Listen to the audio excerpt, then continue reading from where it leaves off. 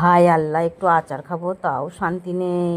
এরপরেও আমাকে ভয় দেখাচ্ছে, একটু আচার খেতে গেলেও যদি ভয় দেখায়, তাহলে কী যে আর করি আমি, কী যে জ্বালাই পড়েছি। এই যে সামান্য একটু পাত্রে করে আচার খাচ্ছি, দেখুন এই পাত্রে কতটুকুই আর আচার ধরে। এইটুকু ছোট একটা পাত্রের মধ্যে আচার নিয়েছি আর একটু চেটে পুটে নাই খাচ্ছি, দেখুন সব আমার খাওয়া হয়ে গেছে আর সামান্য পরিমাণে লেগে আছে। তারপরেও যদি আমায় ভয় দেখায়, আমি ভালোই বুদ্ধিমতী, আমি কিন্তু একটু ভয় পাবো না। কারণ ভয় দেখাতে গেলে হয় চোখে চোখে তাকালে ভয় দেখায়, নয়তো কানে শুনতে হবে কোনো কিছু বকাঝকা করলে। আমি তো কানে তুলে বুঝেছি, আর চোখের দিকে তো আমি তাকাবোই না। যতক্ষণ না আমার আচারটি শেষ হচ্ছে ততক্ষণ আমি চোখের দিকেও তাকাবো না। এই কারণে আমি ভয়ও পাবো না। যখন আচার খাওয়া শেষ হবে তারপর কানে তুলো বুঝেছি, সেটা আমি বার করবো, চোখের দিকে তাকাবো। আর আমার দিকে ড্যাব ড্যাব করে তাকাচ্ছে, আমি কিন্তু আড়ে আড়ে দেখছি।